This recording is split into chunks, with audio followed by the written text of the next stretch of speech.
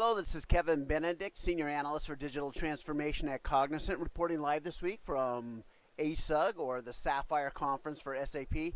And I have the privilege of spending time here with Eric Klein, who's the Senior Analyst for VDC Research. Good to be with you, Kevin. Yeah, I should put the microphone over there. Good to be with you, Kevin. There you go. So talk to me about what you're seeing different, new, and evolving in enterprise mobility now. I think we're really starting to get into a pivot point in this market with a lot of large and established vendors moving in, most notably IBM. Oracle is actually starting to get more meaningfully involved in this market. So large vendors are moving into it, and I think the established EMM vendors have really evolved their solution platforms and really have taken their platforms quite far. Now I need to do an acronym alert. You said EMM. What does that mean to you? So enterprise mobility management vendors like AirWatch, Mobile Iron, Good, SOT. So these vendors have really, evolved their platforms over time. Some of them have been around for quite a while. And we've seen obviously VMware acquire AirWatch and Citrix acquires Enterprise. There's a lot of consolidation in this market, and to that point, the solutions have become quite sophisticated. However, what I find interesting and why I like to say that there's a pivot point is I think that these vendors have carried their solutions about as far as they're going to be able to go, and innovation is going to become increasingly difficult in this market for them. I think larger vendors are going to have more opportunities for innovation based on more significant R&D budgets, where I think some of these mobile first ISVs, as I like to call them, the Mobile Irons and Goods of the world, have a more limited R&D budget for that. So I think the innovation happening at some of these small startups is very important right now, that are well funded and are still emerging and have a differentiated approach in how they're securing mobile platforms. So now you just said that you thought these kind of independent guys are going to have an increasingly difficult time innovating, yet then you turn around and call out startups with cool innovation. Well, what's the difference? Well, that's a great point. Great question. What's different is the startups have kind of learned are coming into the market at a point where it's evolved and taking a different approach, are well funded, and are starting from a point in where they don't start with the legacy mindset of securing the device, but they're really focused on securing the applications. And this is an argument that I know you're well aware of that's been taking place in this market for quite some time, this messaging battle almost between securing devices or applications. Personally, I think you need to do both. A lot of folks will say that the MDM market is commoditized. It certainly has, but you still need to manage devices in many deployment scenarios. However, managing applications is a very effective way of approaching the problem that a lot of organizations are going to have as they go mobile. So talk to us about some of this innovation you're seeing emerge from the markets right now that you think is going to perhaps disrupt the market. Yeah, that's a great way of putting it. It does have disruptive potential for sure. I think there are approaches around virtualization, around some are calling this a thin visor or micro visor approach. It essentially, there are various approaches here, but many of them involve interjecting software or some sort of solution component in between the OS layer and the application layer, and being able to intercept reads and writes and calls from applications, and putting security policies around those applications without altering the applications.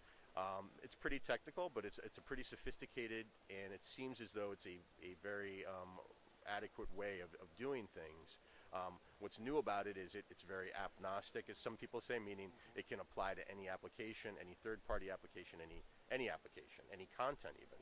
So when you can start doing that, that really opens up the ecosystem for a lot of ISVs and a lot of new applications that organizations are going to want to deploy without being restricted by having to generate a new application, which would require working with an ISV.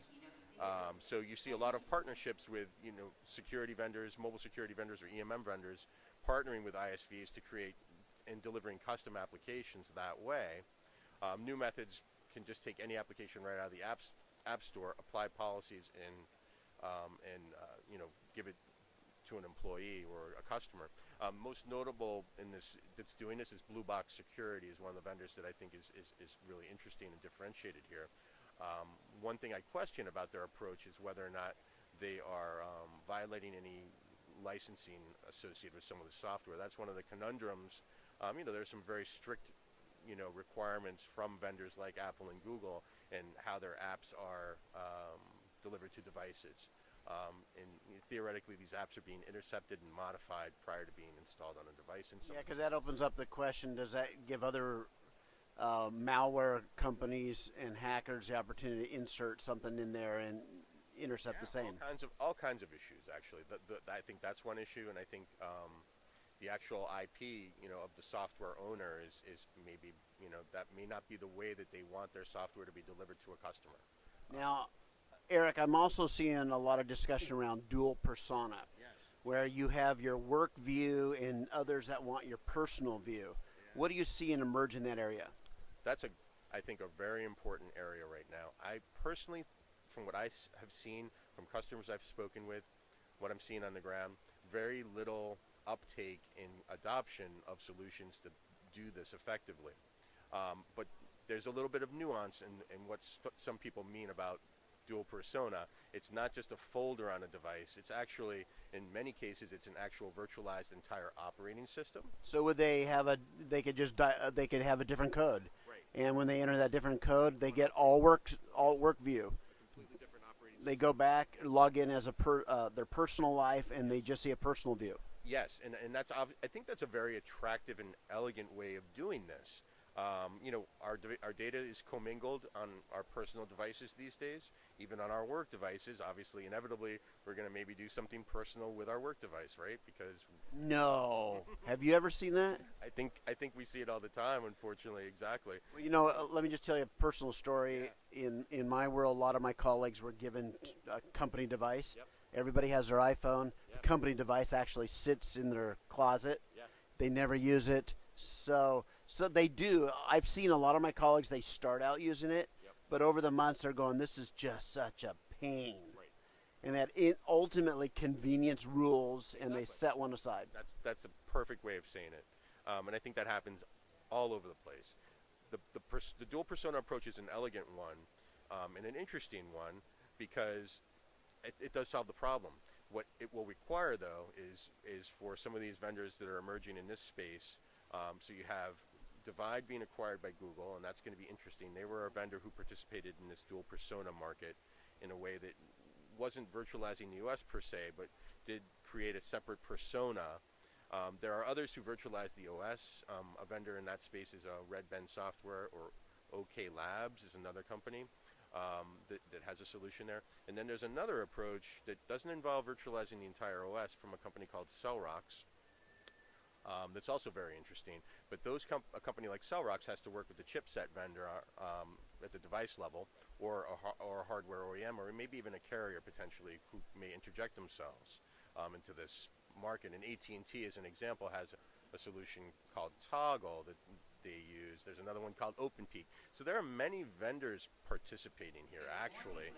Again, I don't see any evidence of any large deployments of these using a scenario from any of those vendors yet. But I think as the solutions become a little bit more sophisticated and a little more fine-tuned, I think it's very, very likely that some large organizations will want to use it and do it. I'm waiting to hear about those deployments and see evidence of them. Again, I think my personal view, it's a very elegant way of doing it. Of securing a mobile platform and offering the user their own personal device choice and delivering a secure way for them to access corporate applications and content. That's most important. Got it. Last question, Eric. This is of a personal nature here. Has a smartphone or a mobile device ever caused marital discord in your life? Absolutely. So I have new babies at home, and anytime I pull out my phone when I'm with one of the babies, it's right away. Put that away. Why do you have that on? Turn that down. It's too bright. So all the time, because we're in the dark doing feeding our babies, and I got my phone on them lighting up the room. So even with the brightness turned down, it doesn't work. So two senior analysts trying to avoid marital discord caused by smartphone devices. This is Eric Klein with VDC Research and Kevin Benedict reporting live from Sapphire. Thank you for joining.